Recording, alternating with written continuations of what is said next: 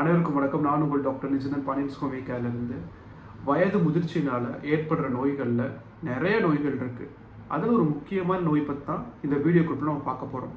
Parkinson's disease. தமிழில் பார்த்துட்டோம்னா இது ஒரு நடுக்குவாதம் அப்படி கூட அதை சொல்லலாம். இது ஒரு ஏஜ் ரிலேட்டட் டீஜெனரேட்டிவ் டிசீஸ். ஏற்கனவே சொன்ன மாதிரி வயது முதிர்ச்சினால் ஏற்படுற ஒரு நோய். இது மூவ்மெண்ட் டிஸார்டர் கொண்டு வரும். அதாவது நடக்கிறதுல நம்மளுக்கு நடுக்க மாதிரி தொந்தரவுகளை முதல்ல கொண்டு வர ஆரம்பிக்கும். அது ஏன்னா நம்ம நரம்பு மண்டலத்தில் ஏற்படுற சிதைவுகள் தான் ஒரு காரணம். சரி, இது எதனால் வருது அப்படிங்கிற முக்கியமான காரணங்களை நம்ம தொடர்ந்து பார்க்கலாம். ஃபர்ஸ்ட் ஜீன்ஸ், அதாவது மரபணு மூலியமாக வர்றது ஒரு முக்கிய காரணம். அதுக்கப்புறம் நம்மளோட மூளையில் இருக்கிற நியூரான்ஸ், இதுதான் நம்மளுடைய தகவல்களை மூளைக்கு மூளையிலிருந்து மற்ற விஷயங்களுக்கு அனுப்புறதுக்கு ஒரு முக்கிய வேலை பார்க்குது. அந்த நியூரான்ஸ் ஒழுங்காக ப்ரொடியூஸ் ஆகாமல், அது உற்பத்தி ஆகாமல் இருக்கும். அப்படி இல்லை அப்படின்னா இறந்து போயிருக்கும். இது ஒரு முக்கிய காரணம். அதுக்கப்புறம் ஃப்ரீக்வெண்ட்டாக இன்ஜுரிஸ், தலையில் அடிக்கடி அடிபட்டுக்கிட்டே இருக்கிறது. எடுத்துக்காட்டு பார்த்துட்டோம்னா இந்த பாக்ஸிங்காக இருக்கட்டும், இல்லை ஃபுட்பாலாக இருக்கட்டும், இந்த மாதிரி விளையாட்டுகள் தலையில் அடிக்கடி அடிபட்டுக்கிட்டே இருக்கும்.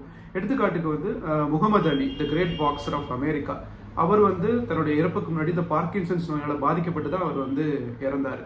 அதுக்கப்புறம் மைட்டோகாண்ட்ரியா, அதாவது நம்மளுடைய பவர் ஹவுஸ் ஆஃப் த செல் கூட சொல்லுவாங்க. செல்களினுடைய முக்கியமான வேலை பார்க்கறது, நம்ம உடலுக்கு தேவையான எனர்ஜியும் கொடுக்குறது இந்த மைட்டோகாண்ட்ரியா தான். அந்த மைட்டோகாண்ட்ரியில் ஏதாவது தொந்தரவு ஏற்பட்டுச்சு அப்படின்னா இந்த செல்களுடைய சிதைவுகள் ஏற்பட்டு இந்த பார்க்கின்சன்ஸ் டிசீஸ் வர்றதுக்கு வாய்ப்புகள் இருக்குது. அதுக்கப்புறம் ஒரு 60 வயசுக்கு மேலே வந்துச்சுன்னா ஏற்கனவே சொன்ன மாதிரி வயது முதிர்ச்சினால் ஏற்படுறதுக்கு வாய்ப்புகள் இருக்குது. அப்புறம் சிகரெட் ஸ்மோக்கிங்காக இருக்கட்டும், இல்லை இப்போது அடிக்கடி ஏதாவது ஒரு கெமிக்கலுக்கு எக்ஸ்போஜர் ஆகிறது. முக்கியமாக அந்த பூச்சிக்கொல்லி மருந்து, அதை மருந்துன்னு சொல்கிற காட்டிலும் பூச்சிக்கொல்லி ரசாயனம் அப்படின்னு சொல்லலாம்.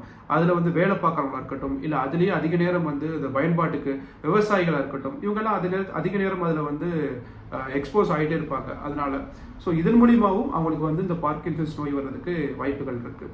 சரி, இதோட அறிகுறிகள் என்ன அப்படின்னு பார்த்துட்டோம்னா, ஆரம்பத்தில் இது ரொம்ப மைல்டான, ரொம்ப குறைவான ஒரு அறிகுறிகள் தான் கொடுக்கும். ஆனால் போக போக தான் இந்த கை நடுக்கம், முதல்ல வர்றது கை நடுக்கம் தான். அதுக்கப்புறம் உடல் ஃபுல்லாமே நடுக்கம் கொடுக்கும்.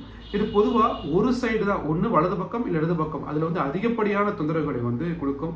நம்மளை அறியாமல் நீர் போகிறதா இருக்கட்டும், அடுத்து நம்ம என்ன பண்ணணும் அப்படிங்கிற விஷயம் கூட நமக்கு தெரியாமல் இருக்கும். கண் சிமிட்ட கூட நம்ம யோசிச்சு பண்ணுவோம், கையை மடக்க முடியும், ஆனால் நீட்டுறதுக்கு ரொம்ப நேரம் எடுக்கும். உட்கார்ந்துக்கிட்டு எந்திரிக்க முடியாது, பேச்சில் குளறுபடியாகும், எழுதும்போது வார்த்தைகள் மறந்து போகும். இந்த மாதிரி தொந்தரவுகள் தான் இதோட அறிகுறிகளை நம்ம பார்க்கலாம். சரி, மற்ற மருத்துவத்தில் இந்த தொந்தரவுகளுக்கு எந்த ஒரு வைத்தியமும் மாத்திரைகளும் கிடையாதுன்னு சொல்லுவாங்க. ஹோமியோபதி மருத்துவ முறையில் அறிகுறிகளுக்கு ஏற்ற மாதிரி நம்ம மருந்துகள் கொடுத்தோம் அப்படின்னா இதை ஓரளவுக்கு நம்ம இதில் தொந்தரவுகளை அதிகப்படியாக்காமல் குறைச்சி நம்மளால் கொடுக்க முடியும். இதை தற்காலிகமாக ஏதாவது ஒரு மருந்து எடுத்துக்கலாம் அப்படின்னா ஜிங்கம் மெட் 30, இது 3 விலையும் நானல் உடைகள் தொடர்ந்து எடுத்துக்கிட்டே இருங்க. முக்கியமாக மருத்துவரின் பரிந்துரைக்கு ஏற்ற மாதிரி எடுங்க. இந்த வீடியோ குறிப்பு உங்களுக்கு ரொம்ப பயனுள்ளதாக இருக்கும் நான் நம்புகிறேன். தேவைப்படுறவங்களுக்கு குறிப்பு நீங்கள் பகிருங்க. நெக்ஸ்ட் ஒரு குறிப்பில் வேறு விஷயங்களை பற்றி தொடர்ந்து பார்க்கலாம். நன்றி.